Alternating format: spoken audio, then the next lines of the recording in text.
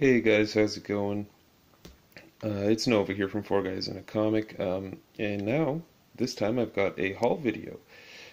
So, nothing, it's not an unusual concept. People show off what they got over the month. I do overviews for bigger books, but I mean, can't show all the bigger books. Gonna see if I can get some brighter light going here. Nope. Okay, but yeah, let's dive in. So, I do also collect manga, as you guys probably saw from my collection video. And Dark Horse has started the Blade of the Immortal omnibus releases, which look great. I mean, this is one of the better omnibuses. It's not like the terrible Astro Boy releases. I haven't read this yet. I am waiting to have a couple more volumes, but each of these does collect three regular single volumes of the series, and let me tell you, the art is gorgeous, and I hear amazing things about the story, so I'm very excited about that. Batgirl Volume 3, so this is still the Cassandra Cain stuff. We are getting the Stephanie Brown stuff by Brian Q. Miller coming out in, I think it'll be 2 volumes total, so I'm very jazzed about that. This collects issues 26 through 37, and a story from a Secret Case Files and Origins issue. So, good stuff there. I'm very excited about that. Potentially will be bound into one of those custom hardcovers I've shown in my collection as well. Anyway, moving on. Department H by Matt Kint. Now, I do love Matt Kint. I do have another book from him, actually. Couple books from him in this haul. But this is another Dark Horse release, really beautiful.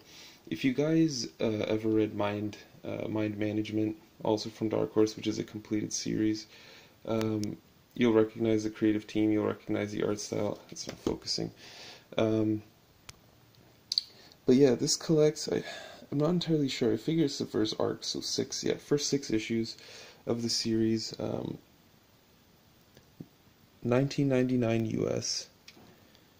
And $25.99 Canadian.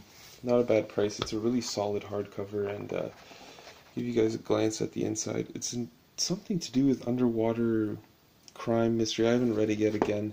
One of the things I guess that'll be common in my videos is I don't typically read, if I get like a book that's only 6 issues, I typically hold off on it because I know, the second volume is already available for pre-order. I'm gonna wait for that and read it, once there's a lot more content to read. But really beautiful book, highly recommended. Matt Kint is great, so I'm sure it's gonna be a fantastic read. Here comes my Valiant book stack. There's 3 books here, or 4. Yeah, no, 3.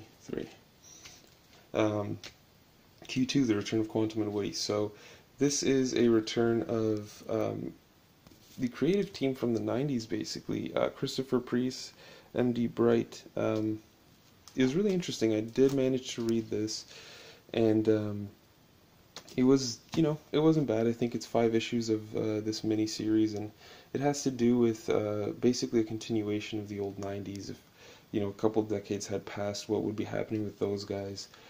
So it doesn't really have much to do with the regular continuity that we all know and love right now, but I think it's good. It was a fun read.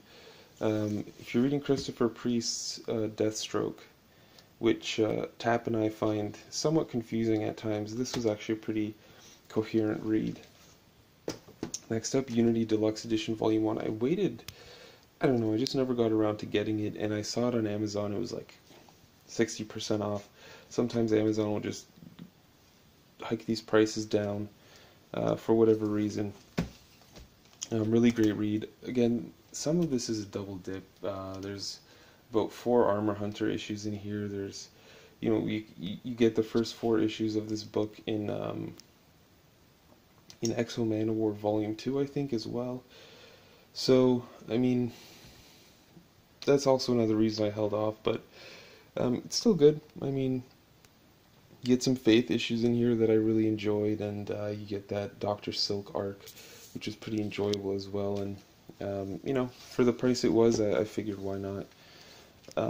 Lastly, for my Valiant this month, I did an overview of this book, Bloodshot Reborn Deluxe Edition 1. Won't say more about that, go check out that overview. So secondary sellers on Amazon are great. Legion of Superheroes: The Curse. This is a fairly old book. This is the second of two deluxe editions for the series. From Paul Levitz's run anyway. The first one being the Great Darkness Saga, which is out of print and, well, obviously, but very hard to find for a decent price. I have seen some from secondary sellers, but none of them are brand new. I did get this one for like $20, so that was pretty good.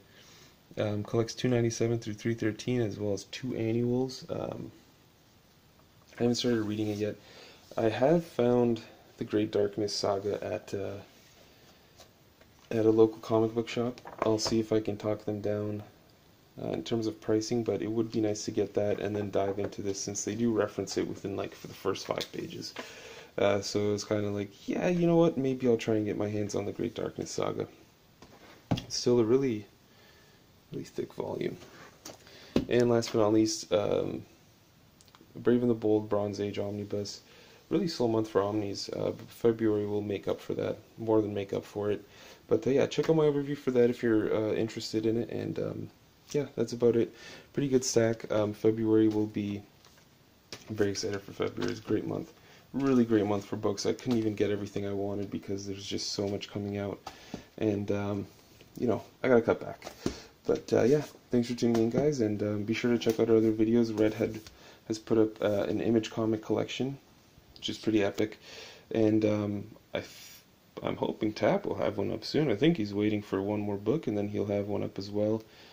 Be sure to check those out, and you know, check out the podcast as well. We do talk to quite a few people there. No Matt Kinty yet, but hopefully someday. That'd be really great.